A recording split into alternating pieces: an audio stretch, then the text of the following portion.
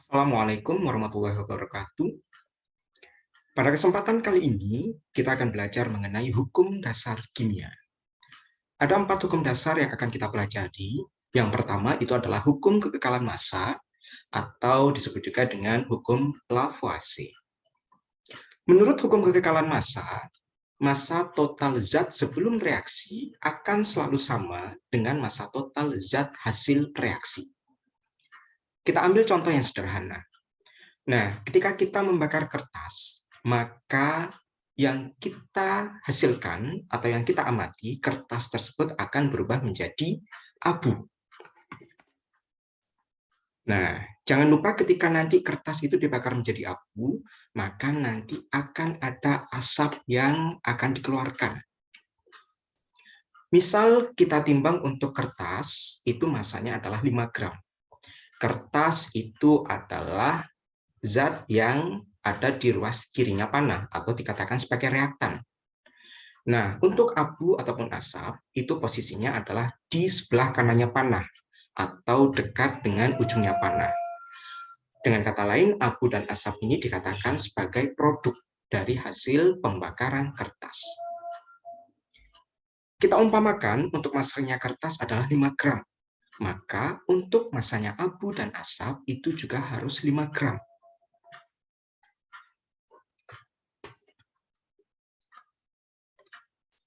Pada pembakaran kertas, yang kita amati itu, yang sering kita amati adalah abunya saja.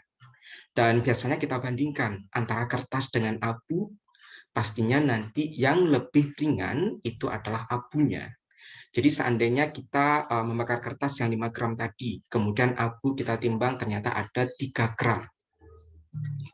Maka supaya nanti hasilnya sama, totalnya adalah 5 gram, sama seperti kertas awalnya, maka kita asumsikan bahwasanya untuk massa asapnya adalah 2 gram. Jadi sekali lagi diperhatikan untuk hukum kekekalan massa atau hukum Lavoisier, itu menyatakan bahwasanya massa total zat sebelum reaksi akan selalu sama dengan massa total dari zat hasil reaksinya. Hukum yang kedua itu adalah hukum perbandingan tetap atau dikatakan sebagai hukum Pro. Nah, dalam hukum perbandingan tetap ini, perbandingan massa unsur-unsur dalam satu senyawa adalah tertentu dan tetap. Kita ambil contoh. Nah, ketika terjadi penggabungan atau reaksi antara unsur hidrogen dengan unsur oksigen, ternyata akan dihasilkan 2 senyawa yang berbeda, yaitu ada H2O dan ada H2O2. Kita perhatikan untuk yang H2O terlebih dahulu. Pada H2O, perbandingan massa antara hidrogen dengan oksigen itu adalah 1:8. Artinya seperti ini. Ketika kita memiliki 1 gelas H2O atau air dengan 1 kolam air, maka perbandingan H dengan O itu adalah tetap 1:8. Begitu pula nanti dengan H2O2 atau asam peroksida. Perbandingan H dengan O-nya itu adalah 1:16. Artinya ketika nanti kita memiliki katakan H2O2 itu 1 gelas dengan 1 ember H2O2, maka perbandingan H dan O itu adalah tetap 1:16. Kita ambil contoh. Ada pertanyaan seperti ini. Perbandingan massa unsur hidrogen dengan oksigen di dalam air adalah 1:8. Jika kita memiliki 3 gram hidrogen dan 100 gram oksigen bergabung membentuk air, yang ditanyakan adalah berapa gram air yang akan dihasilkan. Maka nanti kita tuliskan penyelesaiannya adalah sebagai berikut. Kita tuliskan untuk massa hidrogennya yang pertama adalah ada 1 gram. Karena perbandingannya tadi adalah H banding O 1:8. Jadi massa hidrogen awal 1, massa oksigen awal adalah 8. Kalau di sini ada kolom untuk massa H2O, maka nanti kita jumlahkan 1 ditambah 8, berarti ada 9 gram. Kemudian di sini ada kolom sisa. Nah, dikarenakan di sini adalah perbandingan awalnya 1:8, maka di sini tidak ada sisa baik itu hidrogen ataupun oksigen dalam pembentukan H2O awal. Kemudian diketahui massa hidrogen di sini adalah 3 gram, kemudian massa oksigennya adalah 100 gram. Yang ditanyakan berapa massa H2O yang terbentuk. Hati-hati, kalau misalkan menemukan soal seperti ini, tidak serta-merta nanti hasilnya itu adalah penjumlahan dari 3 dan 100. Artinya, acuannya adalah perbandingan awal 1:8 tadi. Baik, kita cari perbandingan yang sesuai untuk massa hidrogen yang 3 gram dan massa oksigen yang 100 gram tadi. 1/3 kita tahu kelipatannya adalah 3 kali. Sedangkan 8/100 kelipatannya adalah lebih dari 10 kali. Kalau menemukan soal seperti ini, maka kelipatan yang berlaku itu adalah kelipatan yang paling kecil, yaitu yang 3 kali lipat. Kenapa seperti itu? Anggap kita menggunakan kelipatan yang 10 kali lipat tadi. Kalau 8/100 itu kan kelipatannya 10 kali lipat. Kalau 1/3 kita menggunakan 10 kali lipat, maka tidak akan mencukupi untuk yang 3 gram ini. Makanya, sekali lagi, yang digunakan adalah kelipatan terkecilnya. Jadi ini kita kalikan 3. Jadi kalau hidrogen dari 1/3 kita kalikan 3, maka untuk oksigen juga sama. Kita kalikan 3. Nah, kalau untuk 8 kita kalikan 3, maka nanti hasilnya itu adalah 24. Artinya, untuk massa oksigen yang digunakan itu adalah 24 dari 100 gram yang tersedia. Sekarang, kalau misalkan yang ditanyakan adalah massa H2O, kita jumlahkan massa hidrogen dan massa oksigen yang sudah kita kali lipatkan 3 ini. Jadi ya, untuk massa hidrogen adalah semuanya, jadi ada 3 gram. Sedangkan massa oksigen yang digunakan adalah 24 gram. Sehingga massa H2O yang terbentuk 3 ditambahkan 24, ada 27 gram H2O yang terbentuk. Sekarang untuk kolom sisa kita mengisinya bagaimana? Nah, kalau untuk massa hidrogen tadi kan 3 gram digunakan semua. Artinya tidak ada hidrogen yang tersisa. Sedangkan untuk massa oksigen itu yang digunakan adalah 24 gram dari 100 gram yang tersedia. Jadi untuk sisanya itu adalah 100 dikurangi 24, ketemunya adalah 76 gram oksigen. Nah, jadi yang bersisa itu adalah oksigen sejumlah 76 gram. Dari 100 dikurangi 24. Baik, untuk lebih memahaminya lagi, coba perhatikan untuk contoh yang kedua. Contoh yang kedua, pertanyaannya adalah senyawa karbon dioksida terbentuk dari penggabungan antara karbon dan oksigen dengan perbandingan 3:8. Jika senyawa karbon dioksida yang terbentuk 66 gram, tentukanlah massa masing-masing unsur yang diperlukan. Jadi kalau misalkan ada pertanyaan seperti ini, buatkan kolom untuk mempermudah dalam menjawabnya. Ada kolom massa karbon dalam satuan gram, ada kolom massa oksigen, massa karbon dioksida, dan ada sisanya. Semuanya adalah dalam satuan gram. Kita tuliskan terlebih dahulu, tadi perbandingan antara karbon dengan oksigen dalam pembentukan karbon dioksida itu adalah 3:8. Anggap ini adalah data pertama. Nah, kemudian untuk data yang kedua, itu adalah total massa karbon dioksida yang terbentuk adalah 66 gram. Yang ditanyakan, berapa massa karbon dan massa oksigen dalam pembentukan karbon dioksida sejumlah 66 gram ini. Caranya adalah seperti ini. Jadi kalau misalkan di sini sudah ada perbandingan awal, yaitu 3:8, maka kita total terlebih dahulu. Massa CO2 dengan perbandingan awal 3:8 itu dijumlahkan, yaitu 11 gram. Kemudian cari hubungan antara massa CO2 pada data pertama dan kedua, yaitu 11 dengan 66. 11 dengan 66 itu kelipatannya adalah 6. Sehingga untuk massa karbon dan massa oksigen pada data kedua itu juga 6 kali lipat dari data yang pertama. Jadi 3 di sini kalikan 6 ada 18. Kemudian 8 di sini juga kalikan 6 ada 48. Nah, tinggal ditotal apakah hasilnya 66 atau tidak. Jadi 18 ditambah 48 ternyata hasilnya adalah 66. Jadi jawabannya adalah ada karbonnya 18 gram, oksigennya adalah 48 gram. Dan keduanya tidak ada sisa. Mudah-mudahan paham ya. Baik, kita lanjutkan untuk hukum kelipatan perbandingan atau hukum dasar kimia yang ketiga. Disebut juga dengan hukum Dalton. Perhatikan untuk yang disampaikan oleh hukum kelipatan perbandingan, bahwasannya bila dua unsur dapat membentuk lebih dari satu senyawa, dan jika massa salah satu unsur tersebut tetap atau sama, maka perbandingan massa unsur yang lain dalam senyawa-senyawa tersebut merupakan bilangan bulat dan sederhana. Kita pahami kalimat ini dengan menggunakan contoh. Contohnya ada di bawahnya. Bila dua unsur dapat membentuk lebih dari satu senyawa, kita memberikan contoh ada nitrogen dengan oksigen.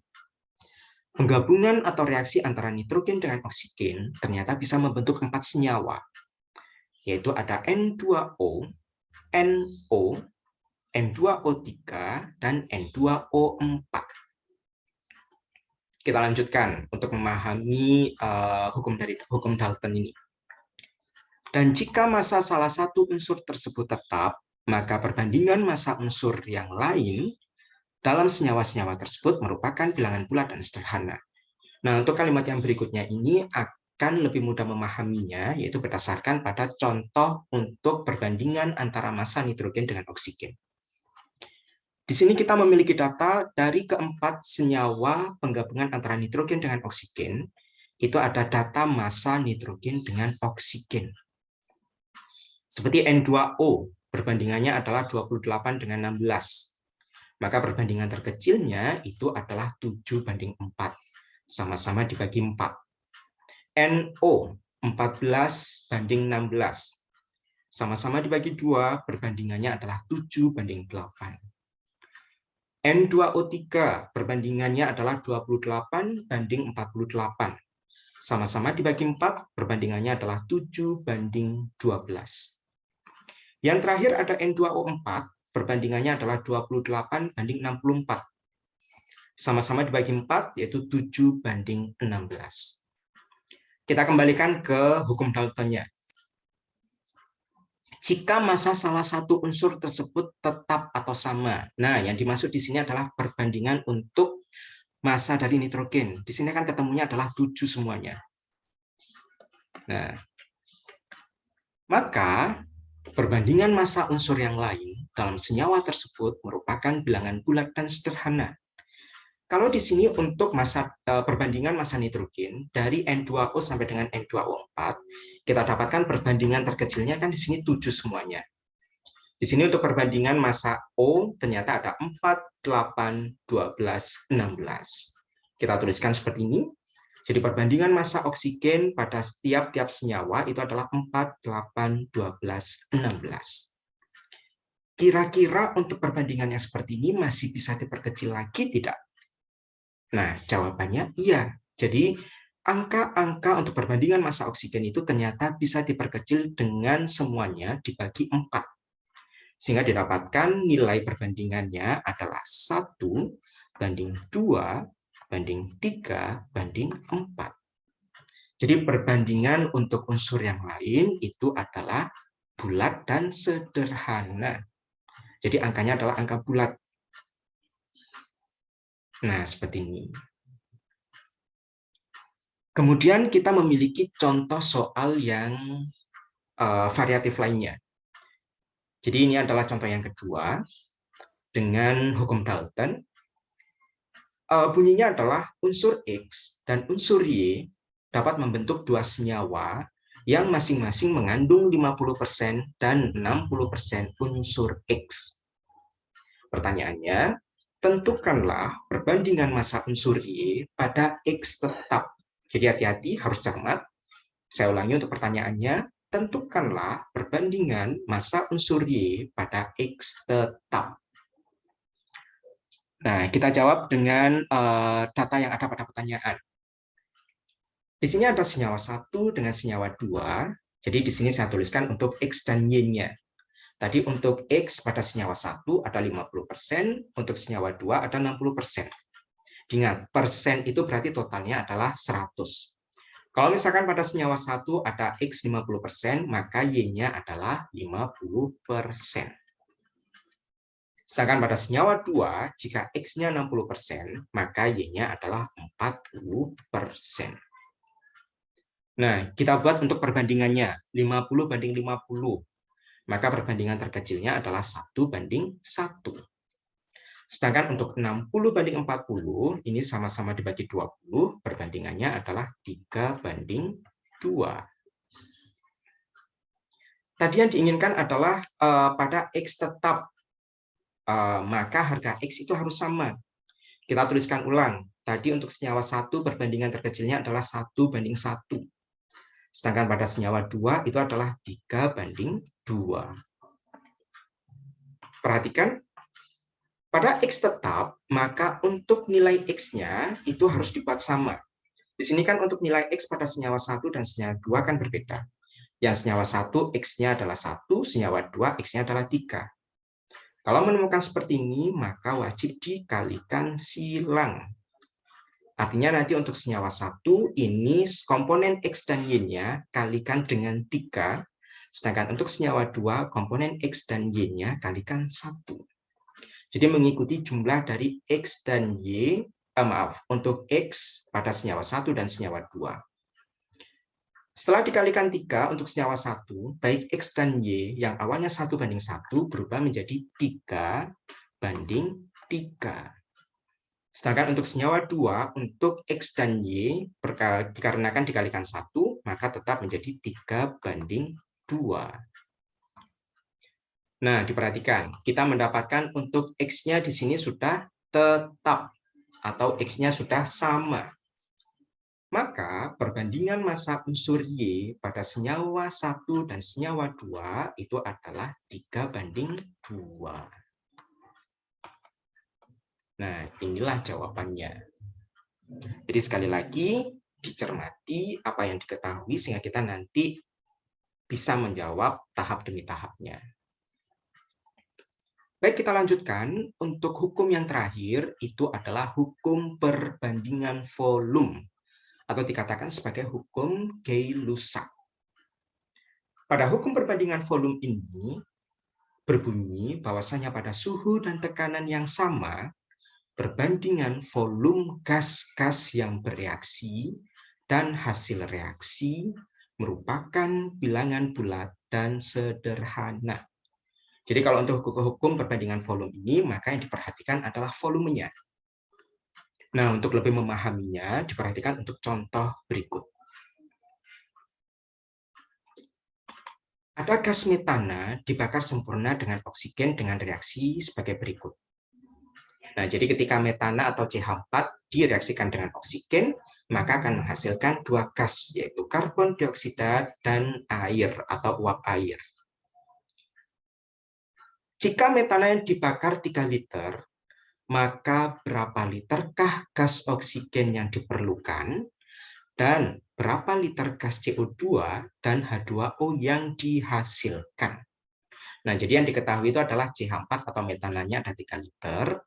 Yang ditanyakan berapa untuk O2, CO2 sama H2O, atau berapa liter. Maka kita tuliskan ulang untuk reaksinya. Jadi CH4 ditambah O2 menjadi CO2 sama H2O. Hati-hati ketika ada reaksi kimia, maka wajib disetarakan, wajib dicek apakah jumlah unsur kanan kiri yang berperan dalam suatu reaksi itu sudah sama atau belum. Kita cek, C sebelah kiri jumlahnya 1, sebelah kanan jumlahnya 1. Artinya C sudah setara. Setelah C ada H di sini ada 4, di sebelah kanan ada 2. Nah, berarti di sini belum setara. Sehingga nanti untuk menyetarakan, untuk H pada ruas kanan itu harus dikalikan 2 supaya hasilnya sama-sama 4. Jadi di sini kita tambahkan koefisien 2. Sekarang kita cek untuk oksigennya. Oksigen pada ruas kiri itu terletak pada O2 sejumlah 2. Jadi di sini kita tuliskan jumlahnya ada 2. Nah, kemudian untuk CO2 itu jumlahnya ada 2. Sedangkan pada H2O tadi setelah disetarakan, kita tuliskan di sini aja 2. Jadi untuk oret-oretannya kita tuliskan di atas, ini untuk skala setaranya. Jadi untuk H2O awalnya oksigen ada 1 kalikan 2, berarti di sini juga ada 2. Karena di ruas kiri, oksigen itu terletak pada senyawa yang berbeda, maka kita jumlahkan. 2 tambah 2 menjadi 4. Jadi kita dapatkan jumlah oksigen di kedua ruas, yaitu sebelah kiri ada 2, sebelah kanan ada 4. Sehingga untuk oksigen pada O2 kita berikan koefisien 2, supaya nanti setara untuk oksigennya. Nah, diperhatikan di sini. Kita mendapatkan reaksi yang sudah setara, yaitu CH4 ditambahkan 2O2 menjadi CO2 plus 2H2O. Tadi yang diketahui apa? Yang diketahui adalah volume CH4 atau metana ada 3 liter. Diperhatikan untuk cara pengerjaannya. CH4 di sini kan jumlah atau koefisiennya kan 1. Kalau 1 itu didapatkan 3 liter, maka untuk 2 berapa liter kira-kira? Nah, kalau mengerjakan seperti ini, maka berlaku kelipatannya.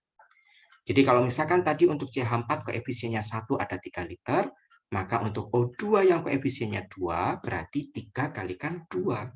Ketemunya 6 liter. Kemudian kita lanjutkan untuk CO2 sama H2O. CO2 sama H2O sebagai produk atau yang dihasilkan. CO2 kita cek, ternyata koefisiennya di sini tidak ada. Kalau tidak ada itu berarti koefisiennya 1. Berarti sama dengan CH4. Berarti juga hasilnya adalah 3 liter. Kalau untuk H2O koefisiennya 2 sama dengan O2, berarti H2O yang dihasilkan ada 6 liter. Nah, perlu diingat, di sini sudah saya tuliskan bahwasanya volume unsur atau senyawa yang terlibat dalam suatu reaksi itu akan berbanding lurus dengan koefisien. Jadi yang dimaksud itu adalah seperti ini. Tadi untuk CH4 koefisiennya 1 berlaku 3 liter, maka untuk O2 yang koefisiennya 2, berarti ini kan 2 kali lipatnya. Maka hasilnya adalah 6 liter. Nah, itulah tadi penjelasan untuk hukum dasar kimia. Mudah-mudahan bisa dipahami dan bisa kita akhiri. Terima kasih. Assalamualaikum warahmatullahi wabarakatuh.